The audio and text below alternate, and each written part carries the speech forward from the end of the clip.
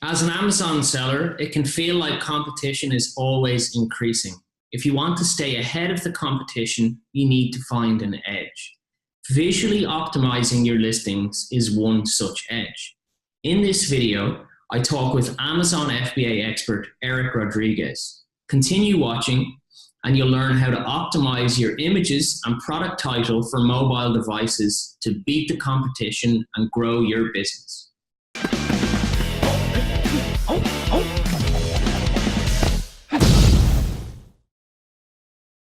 Hello, Eric. Hey folks, Eric over here calling in from Manila, Philippines as David generously welcomed me in. I run a studio here in Manila that does photo and design services for conversion optimization for Amazon sellers. Awesome. Well, I think we can get started with the presentation if you'd like to share your screen and take it away. Will do. Perfect. So you should be able to see my screen now. Yeah. Today I'll be talking about visual listing optimizations that work in outperforming the competitors. The reason why it's so important we have this discussion is because so often we work with clients, several hundred clients we've worked with, and people put so much time and effort in the sourcing process, and very often they put minimal effort in actual listing creation, and even less so on the images. So we'll talk about that in this presentation. My quick background, what my credentials are, why you should listen to me. I'm a moderate-sized Amazon seller, like many of you. I regularly do six figures a month on Amazon alone. As a result of my performance, a Walmart buyer approached me and asked that I place one of my products in their stores. So present day, I'm in 1,200 plus stores. Wow. And as a result of the tactics I use on Amazon, I'm a good conversion optimizer. That's what I do. That's my competitive advantage at the end of the day. And so I created a photo studio here in Manila, and we focus on exactly that for our clients. So let's get to the gravy here. Before I'll really delve into the presentation, it's really important we zoom out and understand the full picture of what's driving the sales on Amazon. It's traffic and conversion ultimately. And in the 80-20 rule, traffic always comes first and then conversion, right? Because conversion optimization of 50% on a few hundred visitors a month isn't that great versus maybe 10% conversion on tens of thousands of visitors a month. So 80-20 rule, focus on traffic first. This is composed of organic ranking on Amazon through giveaways and such, paid ranking, Amazon pay-per-click, as well as direct traffic from off Amazon. Of course, there's conversion optimization, which is everything from how competitive your price is to how good of a job you're doing in maintaining your review score, your listing copywriting, how well you're emotionally selling your product, and of course, your images. Usually the thing that people see first when examining your listing and considering to buy. So let's talk about common mistakes, right? So everyone knows the infamous meat shredders, right? A product that was highlighted by ASM and quickly became highly over-competitive, right? But what most people do in many markets is they source Me Too products, right? They sometimes come up with differentiators, but they're not conscientious in coming up with what I call visual differentiators, right? A visual differentiator is when you, through an image, can communicate right away that there's very apparent differences from your product compared to competitors, right? As a society, we've been moving from text-focused to image-focused. There used to be a day and age where we'd pick up the New York Times and read it, right? But nowadays, if you ask yourself, you digest your news through videos, YouTube, watching TV. That's the society we live in, right? So a recent study showed 67% agree what's most important is image quality on e-commerce listings. To a second degree, it's listing copywriting. How well does the product description match what the customer's looking for, right? To a third degree, of course, is the ratings, the testimonials, the reviews on Amazon. Very, very important. So keep those three things in mind when trying to optimize your conversion rate. So let's talk about how we could have improved that product. Very small improvement. On the sourcing end, right, instead of just pushing it onto the photographer to visually differentiate your product at the last minute, hopefully on the sourcing end, you speak to your supplier and figure out ways to make small improvements. And oftentimes it's such a small differentiator, but it's a visual differentiator that's going to really pop. This small improvement, changing it from red versus black, it's a color mold change. It'll probably be $50 to $150 depending on the materials, right?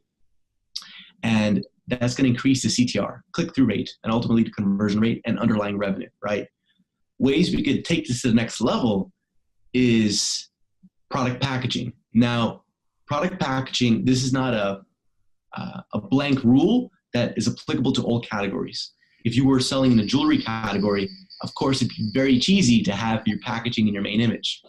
So it's not a blank rule, but for some categories, it can be very effective, especially when you are proactively thinking about placing large font on the front of your packaging that communicates what the product is, how it works, what the differentiators are, right? And this person puts their brand, Grillaholics, which quickly represents, okay, this is for grilling, and then they put meat claws, right? And so this starts putting a feeler out there of what the product is. And then if a quick glance at the title, the customer can be reinforced on, okay, this is what the product is, right? The images ultimately need to visually communicate in a quick fashion whatever the copywriting says, okay? If people are spending 2 minutes to read your copywriting to understand what the product is, what the purpose is, you've already lost them. They've already bounced and looked at the similar search results to the competitors, right? So I think everyone's going to agree the image on the right will pop more. It's going to be more different when shown in search results, right? Ultimately, it's going to drive the CTR and the sales.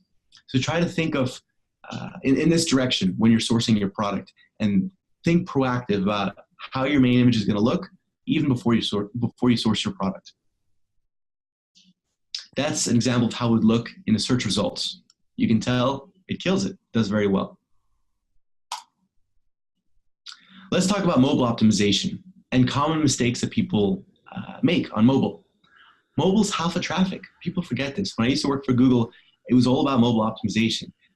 At the time I looked at this example of this, the infamous silicone barbecue gloves, this particular listing was doing 6.3 thousand a month according to Jungle Scout estimates, right? But now we're going to audit how they're doing on a conversion perspective from mobile. Main image looks okay. It's all right. It's mobile friendly. Let's look at the secondary images. So people love using infographics. Infographics are very powerful because infographics will communicate, a photo says 1 million words, but an infographic will say 2 million words. It will communicate in a much better way because it's a combination of image plus text overlay, right?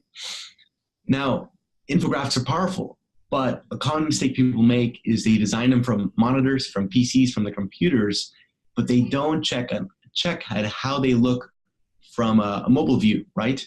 Both these images are completely illegible on mobile, right? So half of traffic that's looking at their listing and considering buying, they are undercutting their sales. They're underselling themselves by not having properly visible images.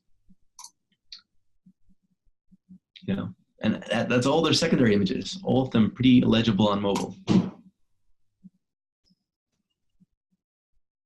So let's talk about data.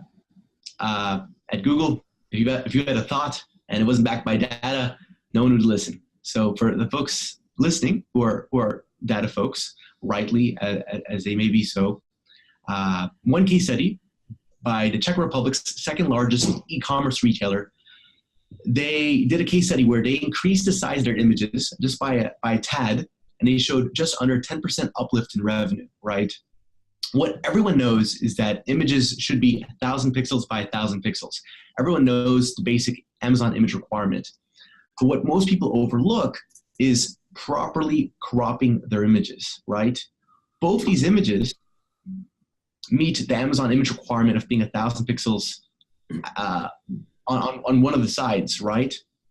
But the image on the right will appear much larger in search results and on the listing view because it's properly cropped. And also an image hack, creating portrait images is always the way to go because little known fact, on mobile view, on mobile search results, portrait images appear a little bit bigger. So always crop and always, when possible, create portrait images. And so the portrait image, that would refer to where the width is longer than the length, is that right? Yeah, so there's horizontal portrait and vertical portrait. Okay. All it means is that one size smaller in pixel versus the other size, right?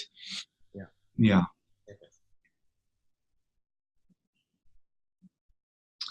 Just again, more data backing what I'm saying, right? A case study by an e-commerce store in a jewelry category. They made their images 28% larger and they saw 63% uplift on CTR, which is click-through rate.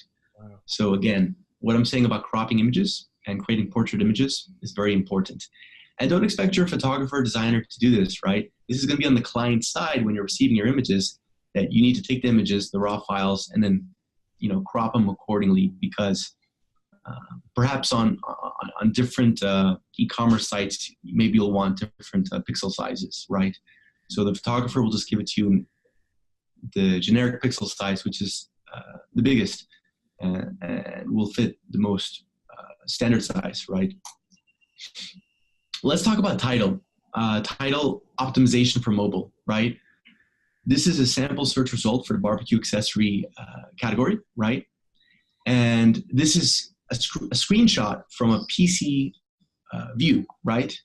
Yeah. But if we look at the same search result from mobile, what you'll see is only the first 78 characters are visible on mobile, right? So again, a very common mistake people make is they're not optimizing for mobile in both their images as well as their title, right?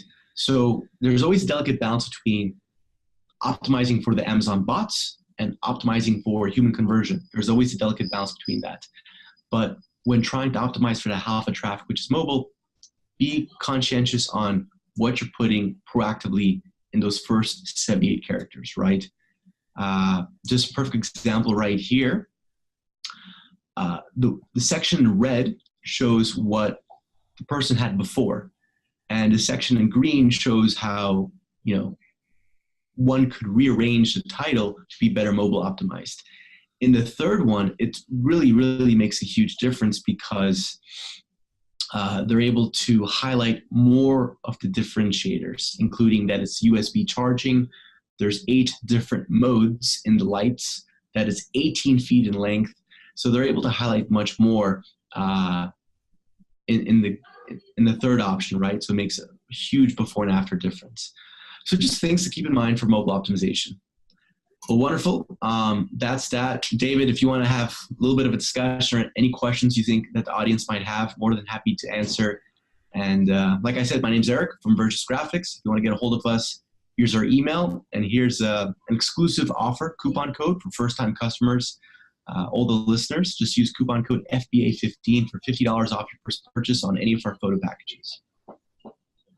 Eric, I think that was really, really awesome. I think everyone will agree there. I think a lot of presentations you see, they can be a little bit too theoretical. I loved how you used data, and I loved how you pointed to real examples. I know myself for sure, I've got a few things. I'm going to have to rewatch this session and change some things to my listing. So that was really, really awesome.